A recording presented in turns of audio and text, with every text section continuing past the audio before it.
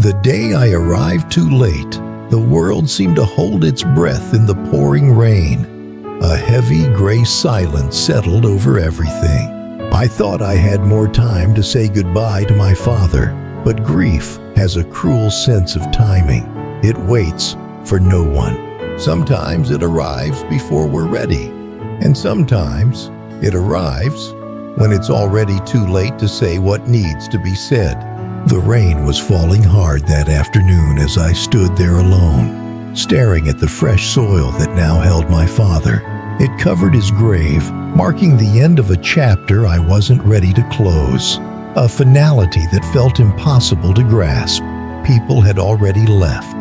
The flowers were still wet from the storm, shivering in the cold, unforgiving wind, and the silence felt heavier than the rain, pressing down on my shoulders like a physical, tangible weight. I whispered softly, "Dad, I'm here." My voice shook, barely more than a breath, lost immediately to the wind. Too late, but I'm here. The words felt hollow, echoing back at me from the gray, indifferent horizon. There are words a son should say while his father can still hear them. Words that build bridges and heal old wounds. Thank you for the lessons, the strength, and the quiet moments of guidance that I took for granted for so long. I'm sorry for the calls I missed, the times I was too busy, and the moments I let my own life get in the way. I'm proud to be your son. I love you, but I never said them in time. I never gave him the chance to hear them. 3 days earlier, my life was still normal. I was making coffee in my apartment in Boston, oblivious to the change coming. Emails were waiting, meetings were scheduled, deadlines were screaming for attention, drowning out everything else. Then my phone rang. It was my mother. I answered casually, expecting nothing more than a routine check-in. "Hey, Mom, I was just about to call." But her voice stopped me before the thought could even fully form. "Ethan, it's your father." Something in her tone froze the room. The air felt heavy and cold, all at once.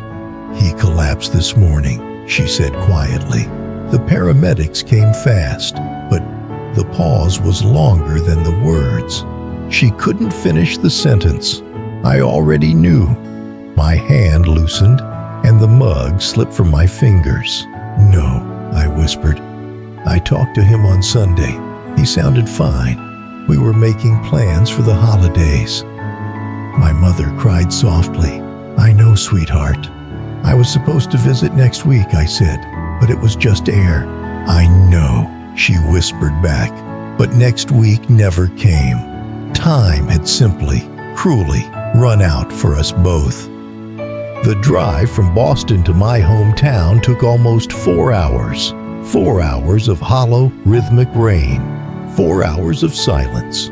4 hours of regret that sat in the passenger seat beside me, uninvited and cold. I listened to the last voicemail my father had left me, over and over again, searching for something I missed. "Hey, Ethan, it's Dad, just checking in. No emergency. I just miss hearing your voice. Call when you can. Call me when you get a minute." That voicemail was only 14 seconds long, a tiny fragment of a life. But on that drive, I listened to it more than 40 times. 14 seconds. That was all I had left of him. When I arrived at the house, my mother opened the door before I even reached the porch. She was waiting. She hugged me tightly. "You made it. I'm sorry I wasn't here sooner," I told her, my voice breaking. She shook her head. "Don't do that to yourself." Inside the house, everything looked exactly the same. My father's reading glasses were still on the table. His favorite mug sat beside the sink, half empty. His coat still hung on the back of the chair. Grief is strange. The person leaves, but the things remain. The ordinary things stay behind. Tiny witnesses to a life that suddenly feels too big to be gone. That night, I sat alone in my childhood bedroom. In my bag was a letter I had written a month ago. I opened it slowly and read the words out loud to the empty room. Dad, I know I don't say this enough, but part of who I am was built by your sacrifices. You worked hard. You prayed quietly every night. You carried this family with such patience and love. You made responsibility look normal, even easy. You made kindness look easy, and I'm only now realizing how rare that actually is in this world. My voice cracked. Why didn't I send this? Why did I wait for a perfect moment that never existed? At that moment, my phone buzzed. A message from Noah. I heard about your dad. I'm here if you need me. Noah was someone who had once loved me quietly. Back then, I thought love had to be loud and demanding. Grief teaches you otherwise. It teaches you that the quietest presence is often the most enduring. The funeral home was full of people that evening. Neighbors, old co-workers, friends from long ago. Everyone had a story about my father. He helped my husband find work when the factory closed. He fixed our roof and refused to take a single dime. He was the most honest man I ever met. I kept hearing the same words over and over. Your father was a good man. That was his true legacy. Then Noah walked into the room. He waited until the crowd cleared before finally approaching me. Hey, he said gently. Hey. I wasn't sure if I wanted company or just space to breathe. I felt so lost. Your dad once gave me advice about you. He said, don't rescue him, just stand beside him. For the first time that day, I laughed. That sounds exactly like him. He always knew what I needed. Later that night, everyone left. I stayed behind, alone. I stood beside my father's casket. Dad, I whispered, I'm angry that you left, and I hate myself for feeling that way right now. I placed my hand gently on the wood. I hope you knew I loved you, even when I didn't say it enough. I placed the letter inside. I'm proud to be your son. I finally said the words out loud to him. The church was quiet the next morning. Rain tapped softly against the vibrant, story-filled stained glass. When it was my turn to speak, I said, my father didn't leave behind a fortune in money, but he left something much more difficult to inherit: integrity, humility, unconditional love. I still feel like a little boy waiting for him to come home from work, but now I must honor him. At the cemetery, the rain poured harder than before. But eventually the people began to leave. I knelt beside the grave. Dad, I promise I will keep sending the prayers you taught me. I cried for so long. I tried to hide it from everyone because I wanted you to leave in peace. Noah held an umbrella over me. You don't have to do this alone, he said quietly into the rain. Noah shook his head. You loved him, Ethan. That matters more than being perfect. Remember that. The next morning, my mother showed me a small tree. Your father ordered it 2 weeks ago. He wrote your name on the receipt.